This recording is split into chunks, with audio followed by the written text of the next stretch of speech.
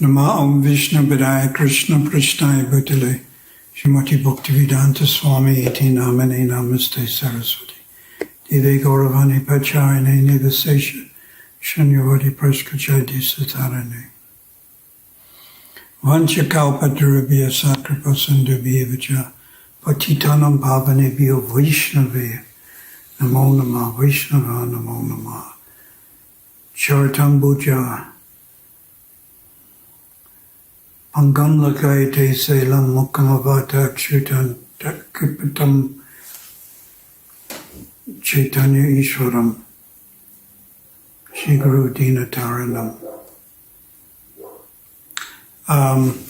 So I've been invited by the new Jagannath Puri Temple in Phoenix to speak a little bit on chapter 4 and chapter 5 of Bhagavad Gita here. So they've asked me to do this. I'm complying with their request.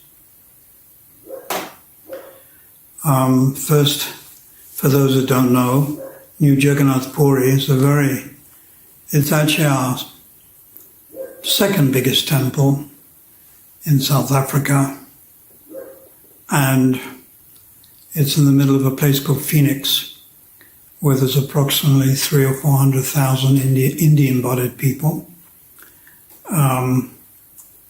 It's right in the center on a hill. Very beautiful temple, and the main deities is Jagannath, Subhadra, and Balaram. They came to South Africa in 1976 by the grace of Duranga Prabhu, and we worshipped them in the Rath Yatra, the first 3 Rath Yatras we ever did in Tongat and Chatsworth Unit 2B. Then I had them on the campaign in my bus, and I was worshipping them, and I even painted them myself once. Now they've been done up very beautifully, and now they're situated properly in the new Jagannath Puri Temple in Phoenix. So, Bhagavad Gita. First of all, we offer our respects to Vyasadeva. Om Namo Bhagavate Vasudevaya. Om Namo Bhagavate Vasudevaya. Om Namo Bhagavate Vasudevaya. Om Namo Bhagavate Vasudevaya. Om Namo Bhagavate Vasudevaya. Om Namo Bhagavate Vasudevaya. So, just to recap, Bhagavad Gita. Gita means song. So there's many Gitas. There's Gopi Geet. There is Venu Geet. There is Virahara Geet. There is Brahma Geet, the song of the bumblebee. And then Bhagavad Gita. So Bhagavad Gita, in Prabhupada's own words, is elementary and fundamental. That's Prabhupada's words. Further, Prabhupada's words, it is the ABCD of spiritual life. So it is a fundamental, rudimental, foundational sastra, scripture, to read, but to study, to absorb, and to understand. Bhagavad Gita does not describe ras. You have to go to Bhakti Samhita Sindhu Nectar Devotion.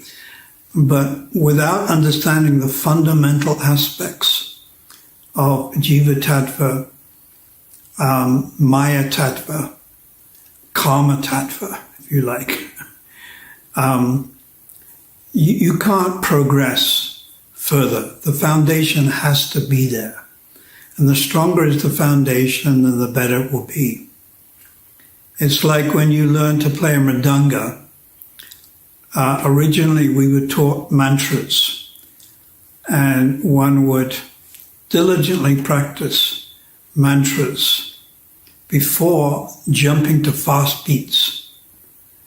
And the longer you spent learning these basic mantras and basic beats, then when you did speed up, it would be correct. Now, of course, the tendency is to immediately play the fast beats and even hit the big end of the Mridanga with two hands. So I can only presume that these Mridanga players practiced in their last life the mantras, and therefore in this lifetime they've skipped, because we have some amazing Mridanga players, absolutely amazing, in our ISKCON society. But I think you understand the example. So Bhagavad Gita, elementary, foundational. This is what Prabhupada said. So we're talking about chapter 4. So chapter 4 is entitled Transcendental Knowledge. I'll read what Prabhupada has written. The spiritual knowledge of the soul, of God, and their relationship. Now this is called knowledge. To understand matter, spirit, and the controller of both. That is a definition of knowledge. The definition of intelligence, Prabhupada said, is to see things in perspective. And Rupa Goswami has also said, definition of intelligence is to have a sharp memory and to be able to discriminate. And discriminate, or vichar, is the same thing. It's be able to see things in perspective and not get carried away with material illusion, material coverings, or material emotions. So the spiritual knowledge of the soul, of God, and of their relationship. This is also referred to, Prabhupada, at the very beginning, chapter 4, text 2, he describes the parampara system. Evam parampara praptam imam rajaso vidu. Samahanta sawa evam parampara praptam imam rajaso vidu.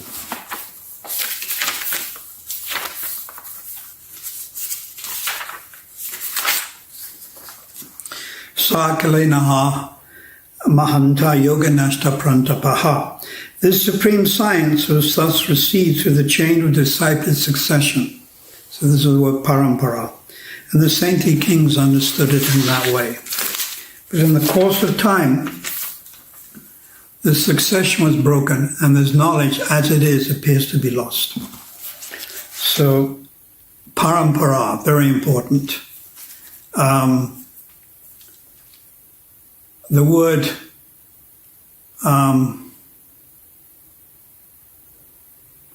parampara or sampradaya. Sampradaya has been defined as party, but literally, according to Vishnu Chakravarti Thakur, sampradaya, as explained in Gora Gana Sarup Chandrika Tattva. It's a mouthful, but it's a book. And explains sampradaya. Sam means connection. Sampra means superior. And daya means correct. The correct superior connection. Sampradaya. So we, of course, are in the Brahma Sampradaya. So chapter 4, text 2 explains the Brahma Sampradaya. Such knowledge is the fruit of selfless devotional service. So Vasudeva Bhagavati Bhakti Yoga Prayojati. By engaging in devotional service, you automatically attain knowledge and detachment. So knowledge or realization comes by engaging in devotional service. So the first sense, knowledge acquiring sense, to engage in bhakti yoga is the tongue, the mouth, or to chant Hare Krishna, Krishna Krishna, Hare Hare, Hare Ram, Ram Ram, Hare Hare. So, we engage in devotional service and we begin to get some knowledge. Now there's two types of knowledge. in terms of spiritual life. I mean, there's material knowledge, avidya, which is computers and physics and engineering and high-tech and whatever. Then there's vidya, or what we would term spiritual knowledge. But spiritual knowledge can be theoretical or it can be realized. So we start off, it's somewhat theoretical with a little realization.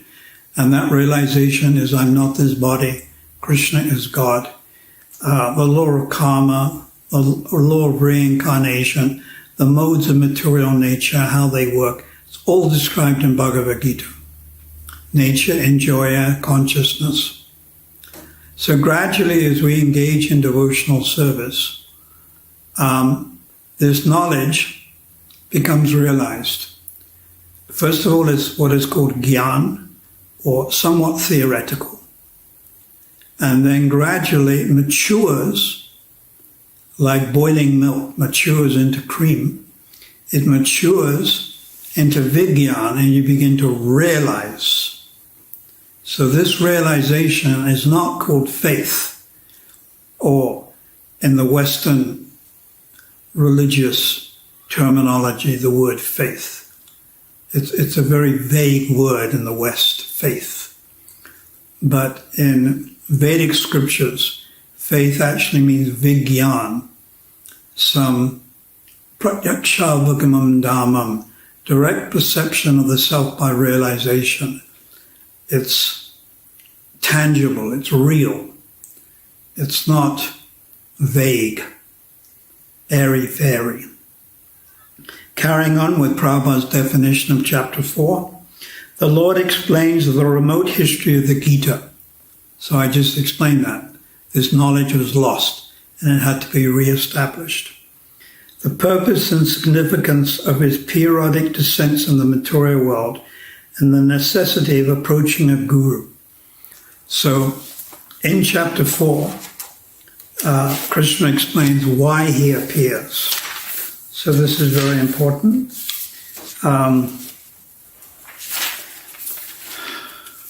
Chapter 4, text 7. Whenever and wherever there is a decline in religious practices or descended into Bharat, and a predominant rise of irreligion, adhamasya, at that time I descend myself. So this is very famous verse, 7 and 8. Yada yada hi dharamasya, glanya bhaviti parata, abhutanam adhamasya tadatmanam srijamyam. Then text 8, they go together, 7 and 8. To deliver the pious and to annihilate the miscreants, as well as to re-establish the principles of religion, I invent myself millennium after millennium.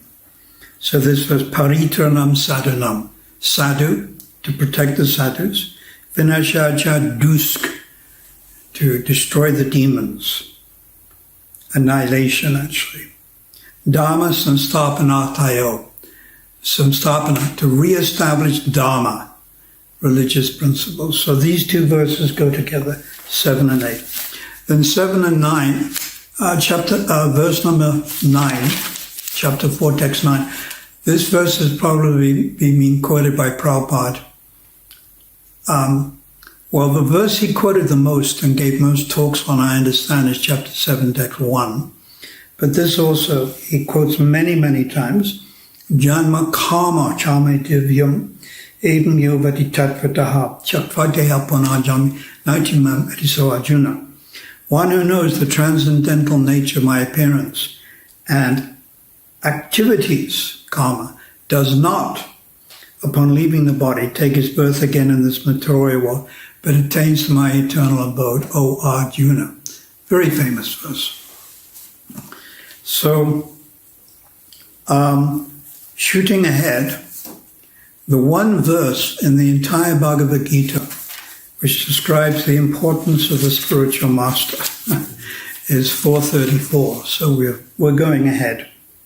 And that verse now, 434, it's the only verse which stresses directly approaching a guru and the mood in which you approach the guru. And it's very famous. Tadvidi pranapatena, paraprashena sevaya, upidakshanti te jnana, Jnana is tattva darshan. Just try to learn the truth. Tattva is truth. By approaching a spiritual master. Inquire from him submissively. You don't challenge. And render service unto him. The self-realized souls can impart knowledge unto you, for they have seen the truth. So one has to render service. And as you render service, then the knowledge changes or condenses or transforms from what is called gyan, theoretical knowledge, to vigyan, or realized knowledge. So 434 is a very important verse in the Bhagavad Gita. Because of time restraints, I'm just going over very quickly. So now let's try chapter 5. Karma Yoga. So actions in Krishna consciousness. Karma Yoga, Jnana Yoga, Bhakti Yoga. Now, from what I've understood, Karma Yoga means to engage in fruitive activities. Your main objective is to link up with Krishna, but you're attached to fruitive activities, which is karma. Whereas Karma Mishra Yoga, Mishra means mixed, is you engage in what appears to be devotional service, but you're more interested in material gain. And there are many people like this. They want a peaceful life. They like to be pious, but their main aspiration is not to become an associate of Lord Narayana and Vaikuntha or Krishna and Vrindavan, but it's to enjoy material opulence. But they're also very pious. So this is also a great soul. Anyone who approaches Krishna for any reason at all is a great soul. It's described in chapter 7. So Prabhupada gives a definition now, chapter 5. Outwardly performing all actions, but inwardly renouncing their fruits. Outwardly, one engages in eating, sleeping, and you're a family man, you're married. You have wife, you have children, you have husband, you're a housewife or working. So outwardly you engage in what appears to be fruitive activities, but inwardly your main interest is to develop love for Krishna Prem. This is the ultimate goal of life. So outwardly performing all actions, inwardly renouncing their fruits, the wise man, purified by the fire of transcendental knowledge. So that's chapter 4. So this is why chapter 5 comes after chapter 4, naturally. Purified by the fire of transcendental knowledge, attains peace, detachment, forbearance. Forbearance means tolerance, means patience, spiritual vision, and bliss, ananda. So, chapter 5, also very important.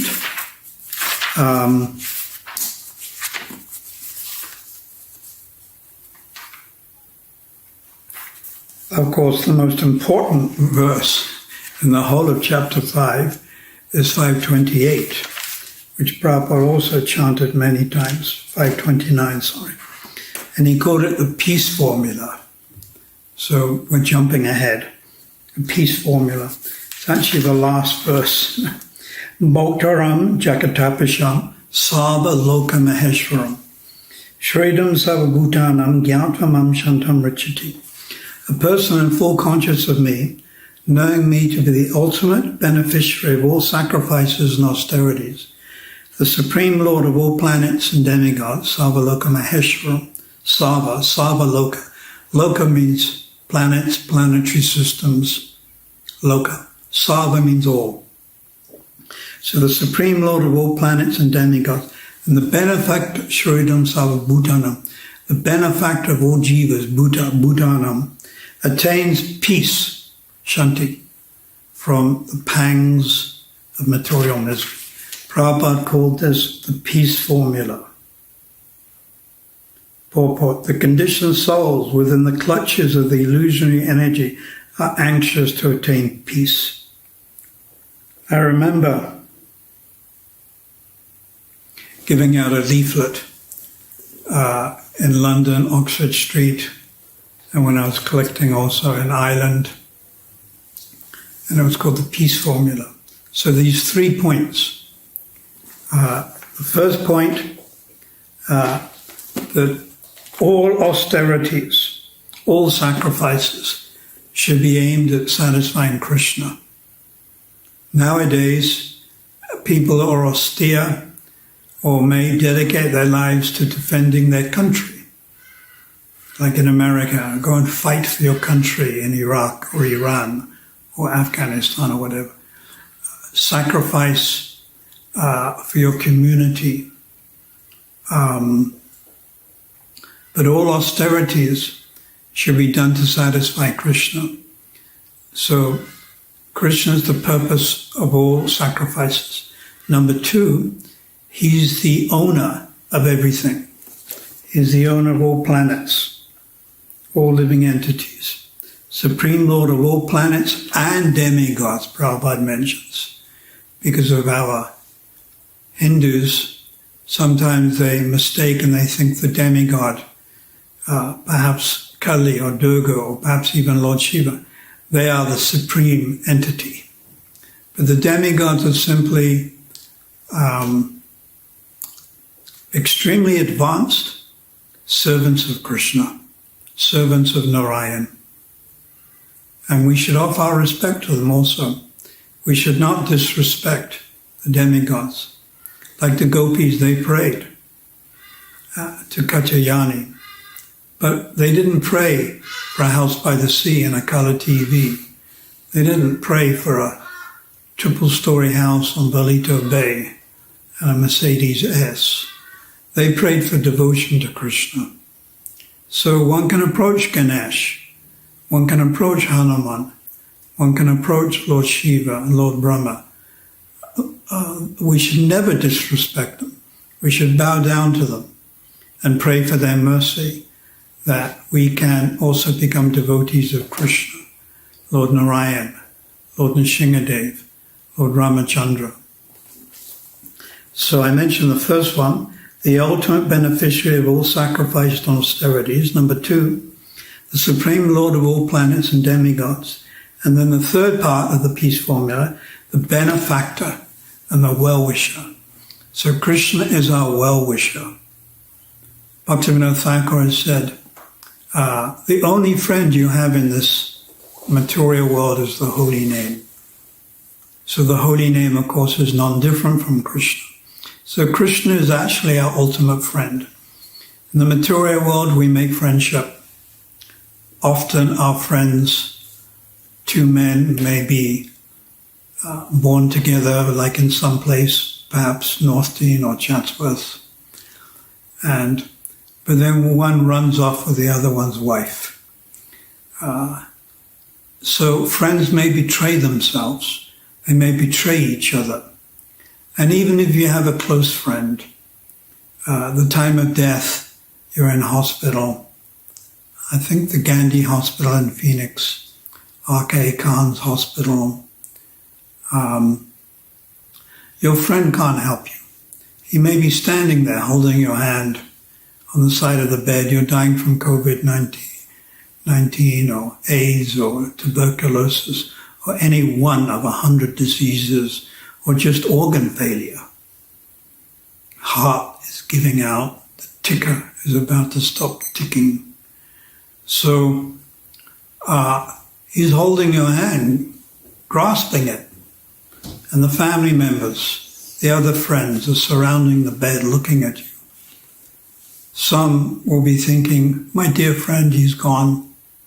Others will be thinking, I wonder what he's left me in his will. They have different thoughts. We don't always know. But they can't help you. That's the point. The point I'm making is these so-called friends can't help you. But anyone who helps you in Krishna consciousness is your real friend. This is, Srila Prabhupada would sign his letters, your eternal well-wisher. So he is giving us Krishna in the form of this Krishna consciousness movement. Therefore, he's our well-wisher. And anyone who helps give us Prabhupada, Bhagavad Gita, Bhagavatam, devotional service is actually our friend. So these are the 3 points to the peace formula in 528. And such a person attains peace from the pangs of material miseries. So we've experienced recently with these riots, terrible riots, where people have been very disturbed naturally, and stress, uncertainty with the COVID-19 and various other natural miseries, threefold miseries, earthquake in Haiti, I think some 1,000 or 2,000 people, forest fires going on, then of course the whole Afghanistan thing.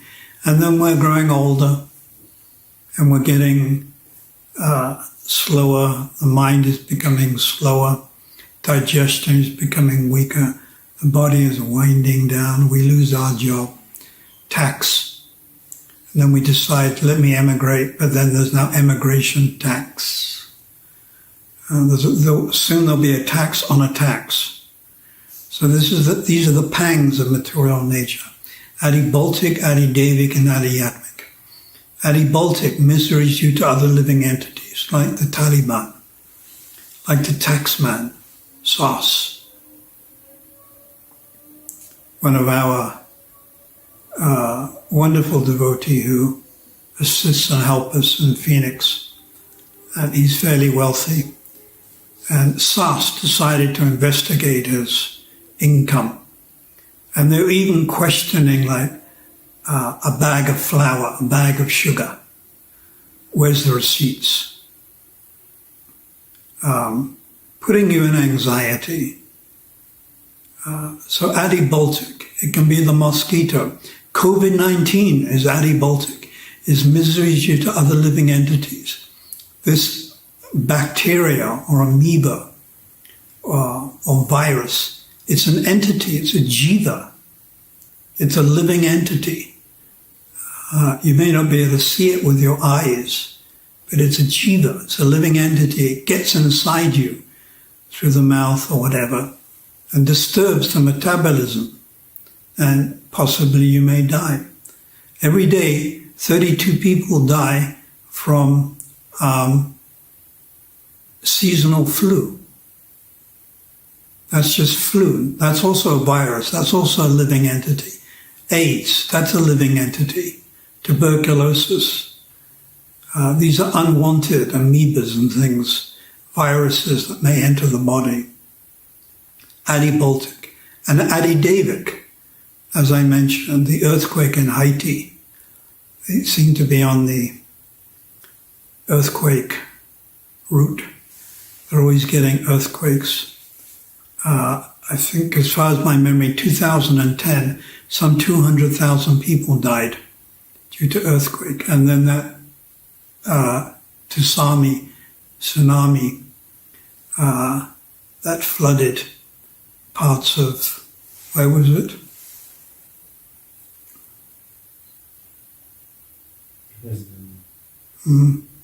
Indonesia it came from, but it went to where they'll go for holiday, Thailand. The beach, people drowned. And it's going on right now, Adi Baltic. We see, they call it climate change, and they're blaming it on pollution caused by human beings. But really it's sinful activity. Human beings are engaging in tremendous sinful activity. Just consider 800,000 cows are slaughtered every day. 140 million chickens are slaughtered every single day. 200 million land animals are eaten every day. And according to Google, if you include fish, they estimate 3 billion living entities fish, land animals are eaten or killed or consumed every day. Someone has to get a reaction. So, Adi Baltic, Adi Devik, and it comes in the form of disease, but it also comes in the form of the environment. It rains too much, it doesn't rain. It's too cold or it's too hot. We're fortunate in South Africa. The weather conditions are very good. I only ever remember one slight cyclone, which I think was in 1987. I was doing the campaign. Luckily at that time I wasn't doing it. But many places where I'd done the campaign flooded, especially in Velem, I remember. If the tent had been there during the cyclone, of course the tent would have blown down, but it would have been under 3 or 4 meters of water. So that I only remember. South Africa is quite reasonable. We don't get too cold, we don't get too hot.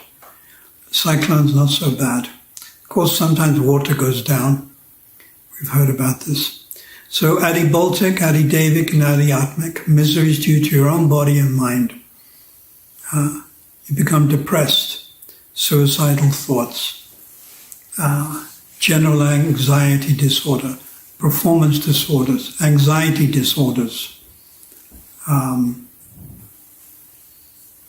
There's a whole list in the American Manual of Diseases. There's a whole list of mental conditions, schizophrenia, and they have so many different names, sometimes referring to the same thing, bipolar disorder and then maniac depressive, seems to be the same thing. When I looked up the difference between a psychopath and a sociopath, they couldn't agree. The experts had different definitions and they couldn't agree. Seems to mean the same type of thing. Although a psychopath sounds a little worse than a sociopath. Psychotic disorders. You lose touch with reality, start talking to yourself, imagining voices and stuff. So adiatmic. And then of course the heart condition. What is it? 30,000 people die every day from cardiovascular diseases and related to the heart. 30,000 every day. Heart attack, stroke. So these are the pangs of material misery. But with transcendental knowledge and devotional service, you can actually become peaceful. You'll never attain total peace because you're living in this material body. Only when you give up this material body and the subtle mind, suksha mind, and you take birth in the Lord's pastimes, which will be here in the material world, you'll have a spiritual body. It's called Vastu Siddhi. Then you don't get this old age, birth, disease, death. But as long as we're in this physical body, there's going to be some problem. So we just have to learn to tolerate it. But at least our consciousness is more peaceful because we understand the ultimate goal, which is self-realization, to go back to Godhead. Well, the ultimate goal is Krishna Prem. The secondary is to go back to Godhead. The ultimate is just Krishna Prem. And if Krishna wants us to stay here and preach, we will. This is pointed out by Sri Chaitanya Mahaprabhu when he was preaching to the followers of Madhvaracharya, Tattvadis, the Tattvadis. So, please read Bhagavad Gita carefully. It's foundational, it's rudimentary. But don't think that it's some type of lower scripture. In spiritual life, there is really no lower or higher. Everything is absolute. The more you understand the Bhagavad Gita, the better. But after Bhagavad Gita comes Bhagavatam. And 1 to 9. Once you carefully read 1 to 9 canto. And then the 10th canto. Of course, you can read a little of the 10th canto now, like Lord Balaram's appearance. Lord Balaram, his Rasa Leela. Lord Balaram dancing on the bank of the Jamuna with his gopis, Purnananda, etc. You can read in the Krishna book, Prabhupada gave us. But at the same time, there should be systematic reading. And that starts with Science of Self-Realization, Ishopanishad, Journey of Self-Discovery. These are smaller books. And then the Bhagavad Gita. And not casual reading, but actually studying. You may go over it a number of times. And you need Bhagavad Gita study guide. There are devotees who've gone over it very carefully. And then Bhagavatam, especially Canto 1, Canto 2. Again with a study guide. And then go 3, 4, 5 to 9. And then careful study of 10th canto. 90 chapters. It's the biggest canto. Lord Krishna's pastimes. And the essence of his pastimes are not in Dwarka, but in Vrindavan. So it's basically chapter 1 to chapter 34, 35. And the most important chapters in Canto 10 is chapter 29, chapter 30, 31, 32, 33. These 5 chapters are like the 5 life airs that the soul is situated on in your body. The soul is within your body, within the area of the heart, on different life airs. So these 5 life airs. And of the 5 life airs, the middle one, chapter 29, 30, 31 is the middle, then 32, 33. 33 is Rasa Leela. 31 is the gopis feeling separation from Krishna. And this is considered the most important chapter in the entire Bhagavatam. And it's given the name Gopi Gita. Bhagavad Gita, Gopi Gita. How many verses? Gopi Gita. 18 or 19 verses. No, that's Venu Gita, chapter 21. So 31, I forget. But at some point or other, one also may read this. But we start with Bhagavad Gita. Foundation has to be very strong. So please study carefully Srila Prabhupada's books. He's giving us his entry into devotional service. He's giving us entry into Vaikuntha. He's giving us entry into Ayodhya, Dwarka, and primarily the followers of Lord Chaitanya are interested in Vrindavan. So he's giving us that entry into Vrindavan. Sakya Ras, Vatsali Ras, Madhurya Ras. So thank you very much for this opportunity to glorify Bhagavad Gita and Srila Prabhupada. Please continue cooperating and trying to work together. As Prabhupada wrote a letter to Brahmananda in 1968, he said, "You are all limbs of my body." So he's talking about his disciples. "You are all limbs of my body. If you do not cooperate, my life will become useless." So that cooperation has to be there. Thank you. Srila Prabhupada ki jai, Srila Bhagavad Gita ki jai, the appearance day of Lord Balaram ki jai, Krishna Janmastami ki jai, Gau Premanandi Hari Hari Bo.